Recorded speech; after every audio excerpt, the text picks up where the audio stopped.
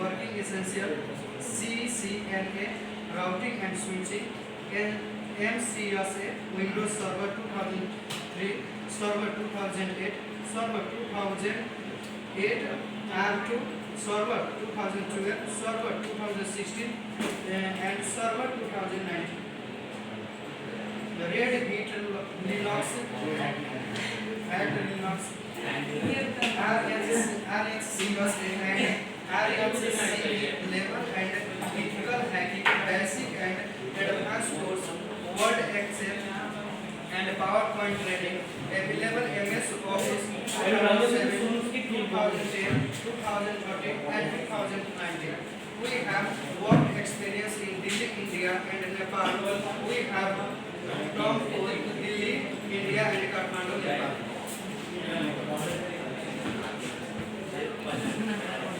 सबैले लेखिङ गएको कसले पाएको छैन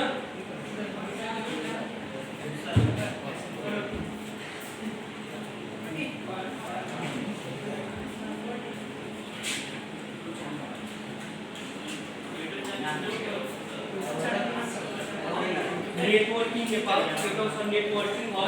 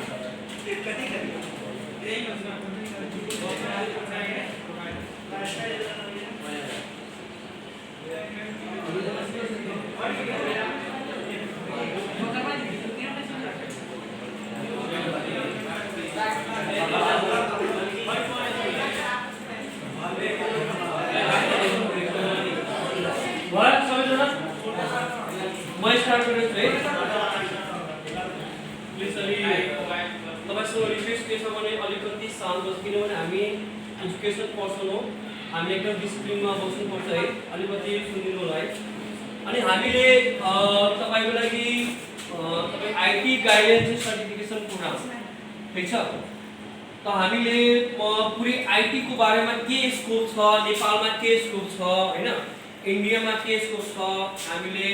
जब डिप्लोमा गर्छौं हामी 10 पास गर्छौं या 12 पास गर्छौं हामी हैन त्यसपछि हामीले आईटी मा के कस्तो कोर्स गर्नुपर्छ कि हामीले एउटा फ्युचर हाम्रो ब्राइटनेस हो हैन त्यो हिसाबले म तपाईलाई गाइडलाइन दिन्छु एकदमै म चाहिँ सबभन्दा पहिला यो छ नेटवर्किङ नेपाल ठीक छ म चाहिँ नेटवर्किङ नेपालको म्यानेजिङ डाइरेक्टर हो है यो इन्स्टिट्युट मेरो तपाईको जुन छ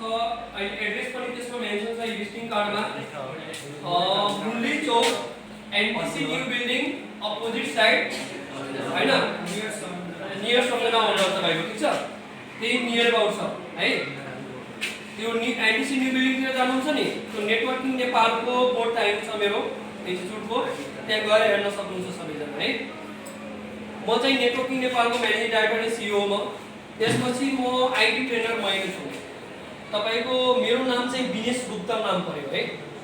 म चाहिँ बीसीए र एमसीए होल्डर हो bachelor of computer application and master of computer application right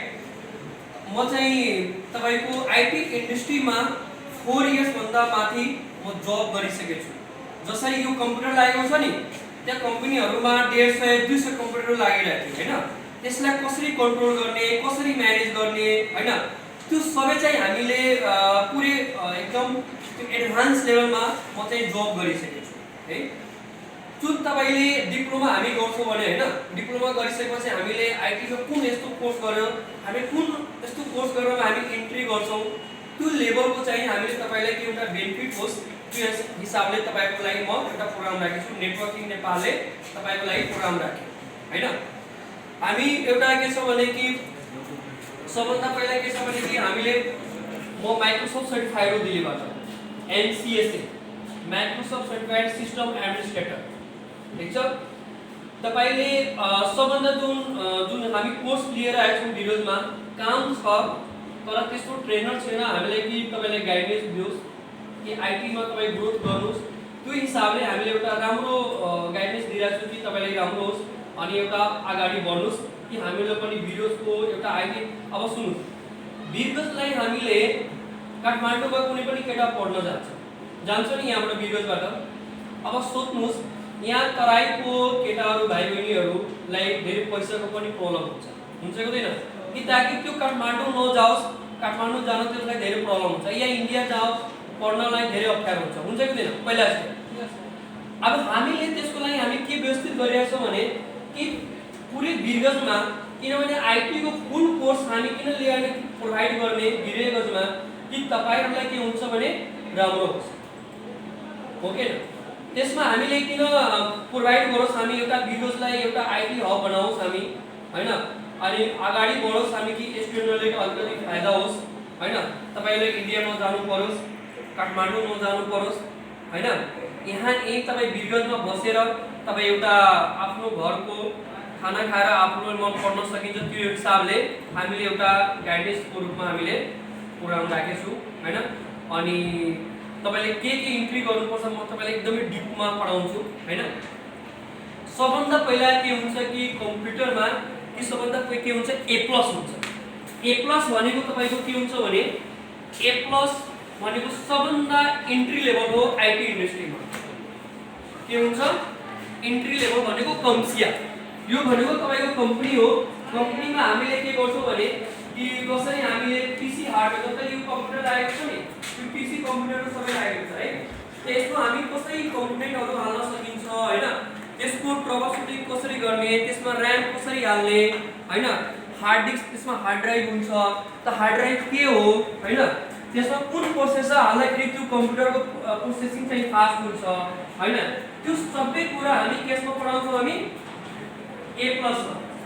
बुझ्नुभयो सबैजना A+ के हो are you get the point okay त अनि हामीले अब A+ मा अरु पनि हुन्छ तपाईको यसमा A+ पछि के हुन्छ सेक्युरिटी पनि हुन्छ सेक्युरिटी भनेको के हुन्छ जसरी कम्प्युटर यो लागेको छ हैन अब म चाहन्छु कि 5 वटा युजर कम्प्युटरमा बसेको छ हैन त्यसमा कम्प्युटरमा बसेको छ भने म भन्छु कि यो 5 वटा युजरले इन्टरनेट नचलाओस् हैन म त्यसलाई किन अथोरिटी दिन्छु किनभने तपाईहरु पढ्न आउनुभएको इन्टरनेटको किन अथोरिटी जुन कामको लागि तपाईले पढ्नु गइरहेछ भने त्यसै काम गर्नुस् त्यो हुन्छ एउटा सेक्युरिटी लेभल जस्तो फायरवल हुन्छ सबै कुरा हुन्छ त्यो भयो एउटा सेक्युरिटी पर्पस हो त A+ मा त्यसमा के हुन्छ भने अपरेटिङ सिस्टम हुन्छ A+ मा अपरेटिङ सिस्टम भनेको तपाईको जसरी यो विन्डोज 7 विन्डोज 10 अपरेटिङ सिस्टम हुन्छ हैन अब विन्डोज 7 विन्डोज 10 लाई कसरी कन्फिगर गर्ने कसरी इन्स्टल गर्ने कसरी त्यसलाई ब्याकअप रिकभर कसरी गर्ने कुन सफ्टवेयर इन्स्टल गर्दाखेरि मेरो अपरेटिङ सिस्टम रनिङ हुन्छ प्रोपरली हैन त्यसलाई कसरी म्यानेज गर्ने यो सबै हामीले थाहा हुन्छ कि हुँदैन हुनु पर्यो नि हैन त्यसपछि अब यसरी युजर बसेको हुन्छ कम्प्युटरहरुमा कम्पनीमा जानुहुन्छ काम गर्न मेन्टेन गर्नको लागि त त्यसलाई हामी म्यानेज गर्न लागि एउटा आईटी टेक्निशियन चाहियो अब त्यो भन्छ कि सरले दाइ मेरो यो कम्प्युटरको प्रब्लम आयो सफ्टवेयरको इस्यु आयो ठीक छ या फर्मेट यो सिस्टमलाई फर्मेट गर्नुस् त्यसपछि सफ्टवेयर पुरै कन्फिगर गर्नुस् अब सोध्नु तब तपाईलाई आउँछ भने सफ्टवेयर कन्फिगर गर्न सिकेको हुन्छ तब पनि तपाई गर्न सक्नुहुन्छ ट्रबल सुटिङ गर्न सक्नुहुन्छ यदि तपाईसँग नलेज छैन भने हामीले गर्न सक्दैनौं हैन अब म चाहिँ के हुन्छ भने दुईटा ट्रेनर तपाई दुई किसिमको हुन्छ ट्रेनर एउटा ट्रेनर के हुन्छ भने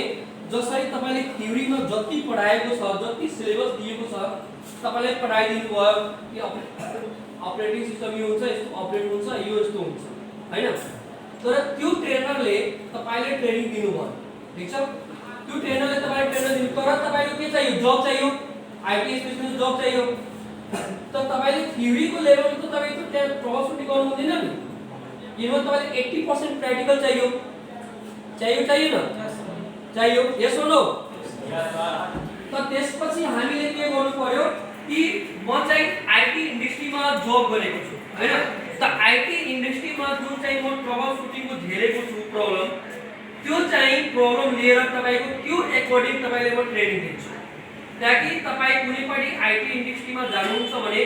तपाईहरुलाई के हुन्छ भने फाइदा हुन्छ। ट्रेनर त धेरै किसिमको हुन्छ तर जुन आईटी इन्डस्ट्रीको जुन ट्रेनिङ जब गरिसकेको छ कम्पनीमा